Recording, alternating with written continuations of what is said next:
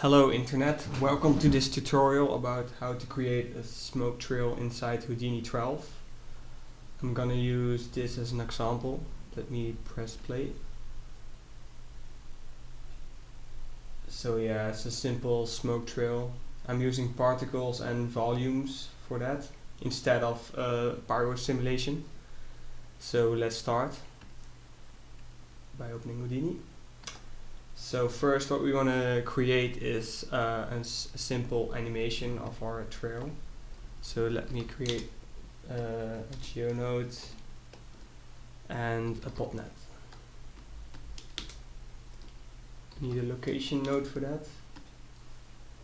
So a location node is just basically an emitter. You should know that if you've been working with Houdini for a while. So we have particles, but we just need one particle. What I usually do is set the maximum number of particles to 1. Press play. You can see we have a simple animation. So let's go back to our location node and change our velocity. I always give velocity and then a variance. So a variance means it can go 1 up or 1 down, so 0 to 2. Oh, I can't really see my particle. Press this point view and the point number. So yeah, that's our particle. Looks kinda silly, just simple, just one direction. Let's give it a bit of an animation by adding a fob pop. So let's dive into it and full screen. You can also press Ctrl B on Windows or Command B on Mac, which enters full screen mode for a certain panel. So let's add a turbulent noise. Plug the position into position. So what we want to do is get our current point velocity and add the turbulent noise on top of the current velocity, so noise and velocity, and plug it back into the point velocity. So press Ctrl B to get out of the full screen. So let's change this to a 3D noise, and I usually go with sparse convolution noise. I don't know why, it sounds cooler perhaps. So let's change the amplitude a bit down and let's press play. So you can see we have a different animation now. So going a bit fast, so put the time on real time. That's this clock button. So it's kind of slow, but it's good enough for what we need. So what we do next is add another botnet and plug the old one into the new one. And this time we need a source node, so we can source from that one particle. Use the first context geometry, that's because it's plugged into the first port. And I usually set it to points random. Don't have a reason for that, but yeah. So let's see. Now we have something different. So let's turn on the point. Let's turn off the point numbers. And let's see what's happening. So what it's basically doing is using the inherited velocity from our single point. We want to add to the inherited velocity. What I usually do is subtract from the subtract the inherited velocity, so 0.1. I mean minus 0.1. So it's getting pushed backwards. So now we have some sort of a trail-ish effect. Let's turn down the variance to 0.1. Nah, a bit more. So 0.2. Yeah, that might work. So let's first add a drag node, so it slows down a bit more. Leave the settings to default and press play. So yeah, this will work for now for our trail. So let's take a look at, oh wait, now we're gonna add some geometry to it. So I use a box usually, and a copy node. I use a box instead of a sphere so you can see the rotations of our particle. We get something like this. It's big boxes. We don't want that. And we can turn off points now. So what we're gonna do is first add some random scale based on the particle life. We're gonna add a property node. Oh, sorry. Yeah, a property node. So go to the miscellaneous tab and go to the uniform scale. You can right click and delete the channel, or Control Shift left mouse button. On Mac, Command Shift left mouse button. So we're gonna enter $life in here. And let's take a look at the results. Yeah, these are pretty small, as you can see. So if you want to view the boxes, you should get out of your PopNet first, otherwise you'll see just points. If you see that. So in order to see the boxes, you should go back out of the PopNet. This is okay. So we want to multiply the $life by 2. See,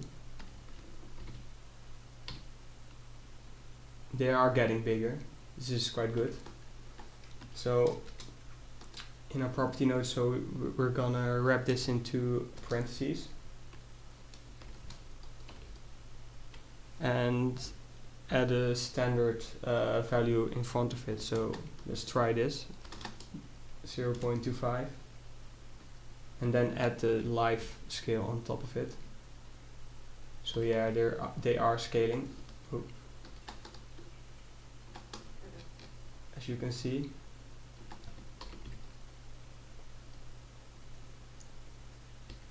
You can even increase the life multiplication, maybe 3. Don't overdo it.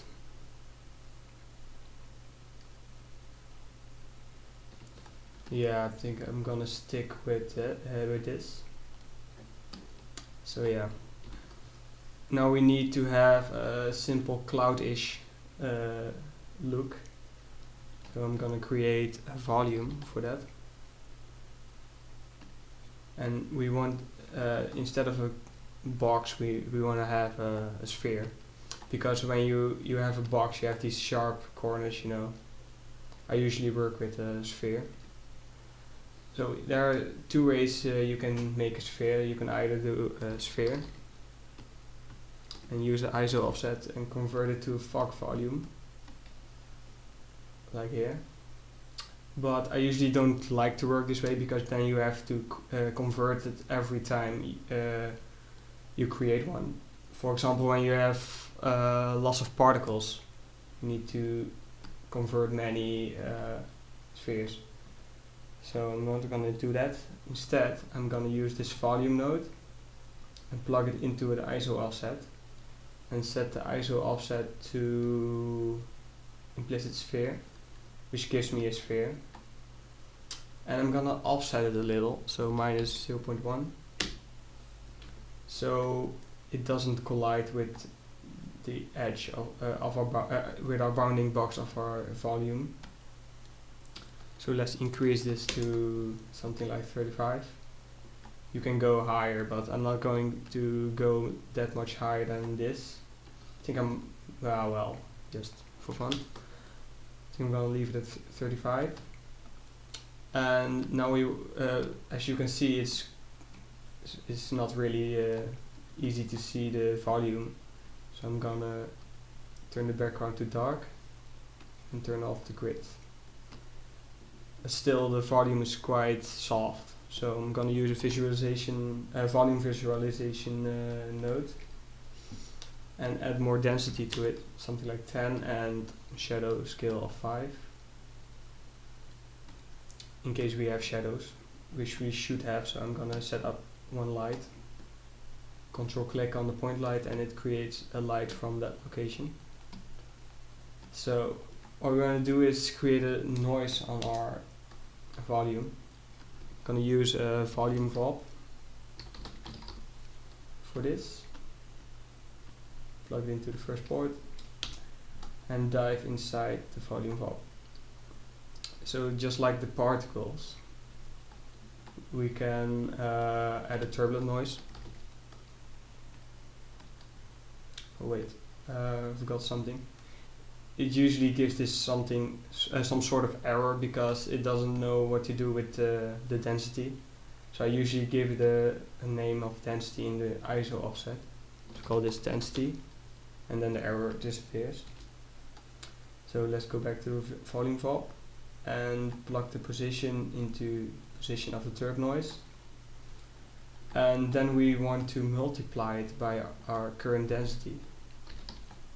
So let's multiply this. Now we have a little noise effect. So change this to 3D noise and sparse convolution again. Oh wait, we're gonna use original Perlin noise this time. So I'm gonna increase the frequency to see what's happening. What we want to do is create a random effect for every volume we're gonna duplicate on top of the particles. So we should basically play with the offset. Just leave it at 0 for now. And for the volume I need to have big shapes first, and then I'm gonna add another noise on top of it to get the smaller details. I'm gonna use a very low frequency for now. Let me see what kind of effect this gives me. That's big to big. So 1.2 should be enough. As you're multiplying noises on top of your volume gets less dense. So what I do is add constants, which just multiplies the density. If you add something like 5, you can see it's getting more dense. So let's first animate our offset. You would think that you can put $f inside here, but it does not work, as you can see. I used the arrow up to press play and an arrow up to pause, and control arrow up to go back to the first frame, if you're wondering what shortcuts am I using. So in order to get this work on a frame basis, let's promote parameter. So as you can see, the offset is now displayed over here. If you're using $f inside here, it will work. As you can see, it's a bit fast, so $f divided by something big, 50. Oh, let's press play. Well, we want to have it a bit slower, so divided by 75. Or perhaps, well, yeah, just leave it at 75 for now. And copy these values to other parameters. So we have this noisy effect. You can create clouds in this with the same technique also, but we're not gonna do that now. So let's go back and make some more room. I'm gonna add another noise, turb noise again, and plug the position to the position and put it back on 3D noise. Oh, by the way, you cannot duplicate just one node and then use it. Oh, you can, but then you have to disconnect this, because this parameter uses the same parameter as this one. So I usually create a new node for that. Okay, this time I'm gonna use the sparse convolution. Yeah, I'm gonna use two different noises. This one should have a bigger frequency, And let's multiply this noise on top of this noise. Sorry, multiply. I'm gonna use it this time after multiply add constant. Never did that, but I was wondering what will happen if I do. Yeah, it's quite okay. So give this a bit more frequency and promote these parameters as well, so we can use them outside this node, outside the volume VOP. So you can see they have this two of the same names. So yeah, let's rename them by going to this gear and edit parameter interface and call this one offset 1 and offset 2. Accept. So offset, oh sorry, did something wrong. Offset 1, apply and accept. So yeah, offset 1 and offset 2. So we can also play with this. So we're gonna use $f divided by 100. I'm gonna use a bigger value than we used over here. Copy, paste, press play.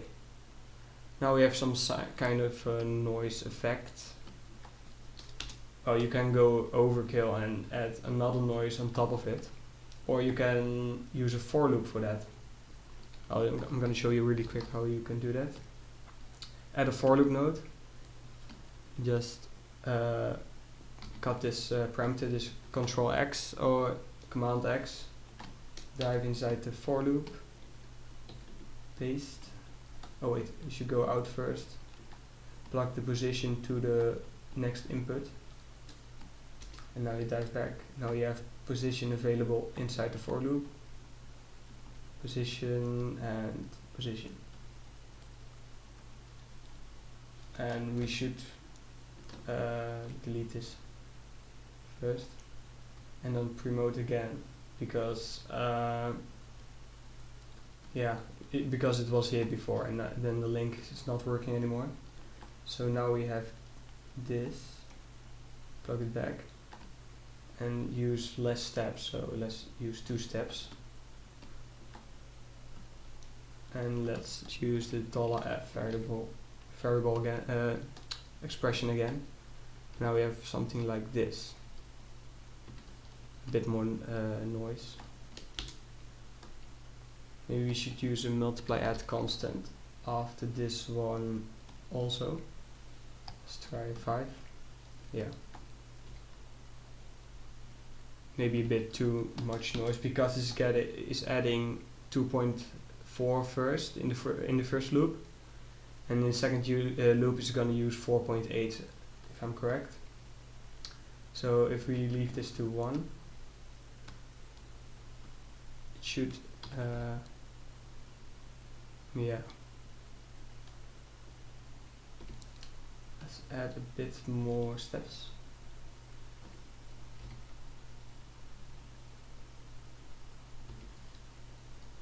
So yeah, basically have this effect now. Let me try a bit bigger frequency and a lower amplitude. I'm just playing around, get some nice effect.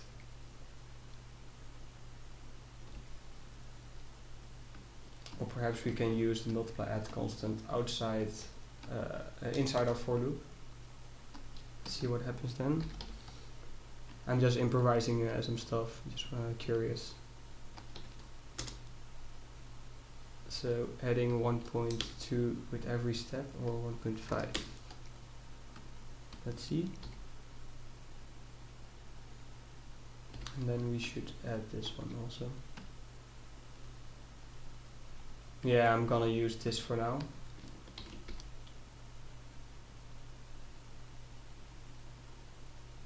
Yeah. Okay, so what we wanna, what happened to our naming? Oh yeah, of course we promoted it for the second time, so we need to change the names. Offset 1 and offset 2. And for now, let's try to copy this on top of something else, because you don't copy this on a gazillion particles or else it will slow down. I'm gonna use a line sub for that. Let's use the X direction indeed. And let's increase this into 3 and add more points. Oh wait, 5. Yeah, this will work for now. So we want to have different cloud shapes for every copy. What I usually do is, of course with the copy stamp, I'm going to use stamp in our copy node. Press stamp inputs, that's important to check, and use random shapes. This is just a variable I'm just calling, and create a rand expression. And in this rand expression we're going to use pt for the points of our line, and just multiply this with a random number. You don't have to, but this is what I usually do. So now we have random values for each point, but now we need to put it back onto the clouds. So let's add this visualization sub after the volume cloud for fun. Don't have to, but I like to do that.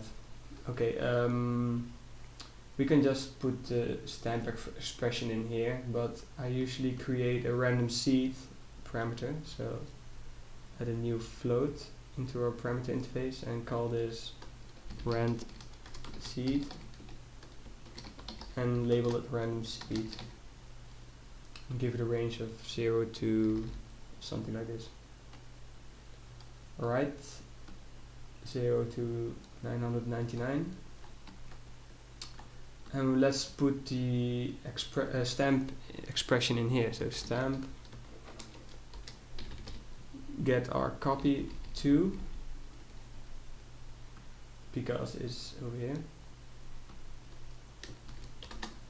and then we created random shapes inside our copy stamp.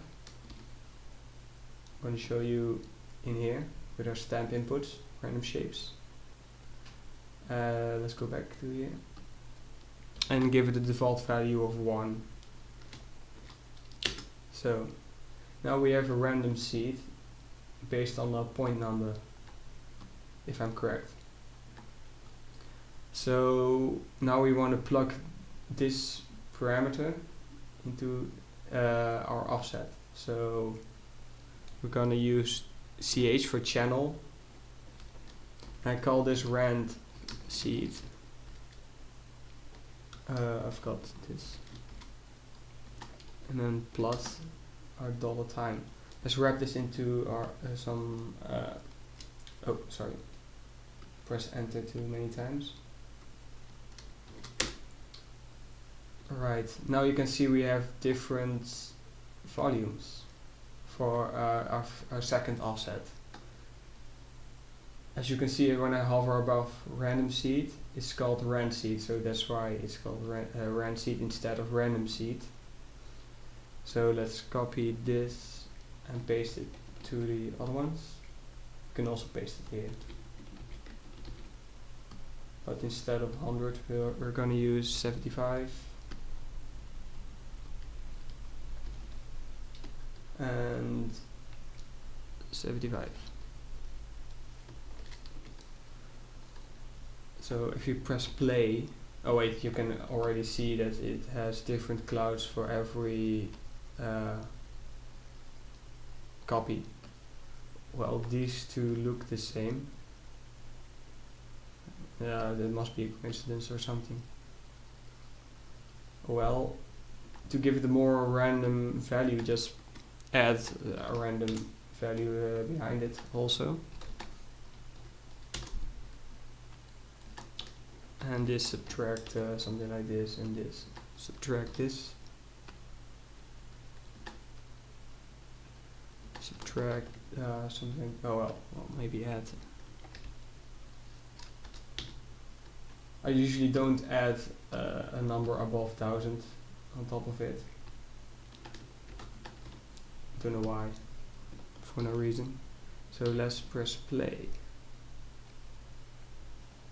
So we have different clouds now.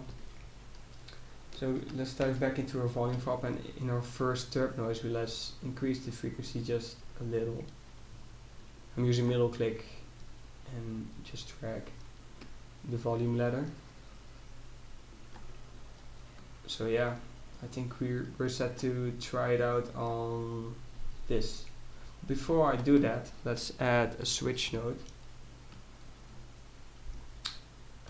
here, and let's delete this copy and let's delete the line. So we want to have this switch node should be here in between, and our box should be inputted into the switch. And let me change the order, so the box is first. So now you can switch to the box and the volume anytime. And let's plug the particles into the copy sub. So let's press play. We got something like this. Now we can easily swap this with our volumes. This might take a while.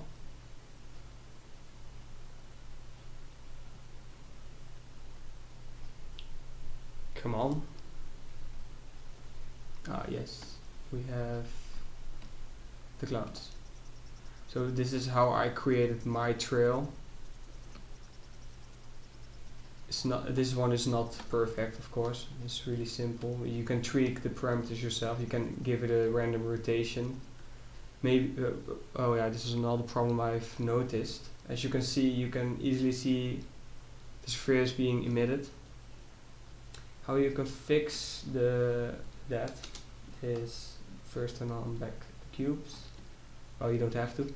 As you can see, you can easily see the steps. It's because of the oversampling of the popnet. So if you use oversampling of 5, sorry, I need to use it here if I'm correct. Oh, funny, the particles changed. Shouldn't happen actually. Oh yeah. So when I increase the oversampling, the quality of our particles are better. You can also add more particles to it. Not gonna do that for this tutorial. It might slow down the render.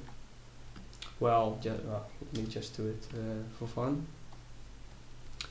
250. Yeah, this should be enough. Let's visualize it. Or maybe add a random rotation to this also. Nah, you can figure that out yourself. You can either do it in the copy sub, just create another stamp function and create a transform node after the switch, and then put the stamp function here. Or you can add rotation something here. I can do it also. Not sure if this will work immediately. Let's see. Nah, never use this, but it should work. Let's keep it this, and let's turn our switch to 1. And let's let Houdini cook for a while. So I'm gonna also tell you why I used the point light instead of directional light. In the viewport, the point light just casts shadows to our volume. In the directional light does not do that.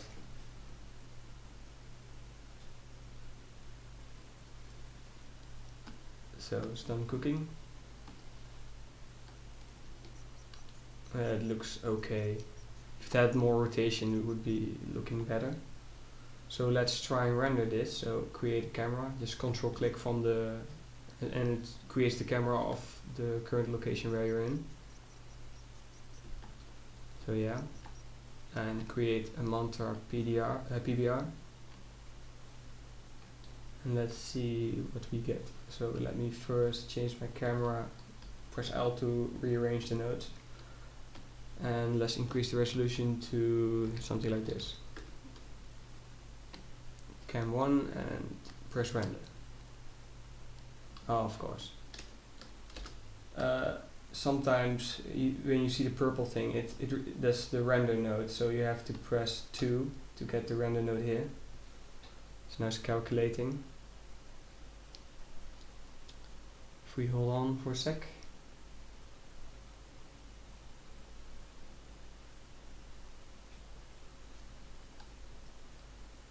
Come on, Houdini, don't die on me.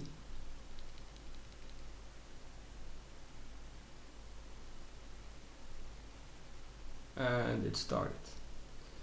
Oh yeah, I didn't add a shader on top of it. So I usually, yeah, you can create your own shader, but you can use the billowy smoke one. Works just fine. Let's drag it on top of the volume. And we have a smoke trail. So let's turn off the preview. You can see lots of noise in there, because I can show you how you can turn it off easily without adding more samples to it. I usually add more samples to the transparency samples in the stochastic transparency. As you can see, it has less noise now. And you can turn down the noise level, which also helps.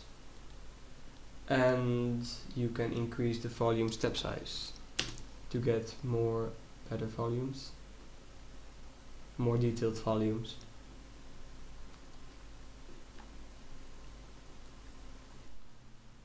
So that's basically it for now, and if you have any more questions about the smoke trail or something else in Houdini, just leave a comment or send me a personal message. I will usually respond to that, and make sure to subscribe.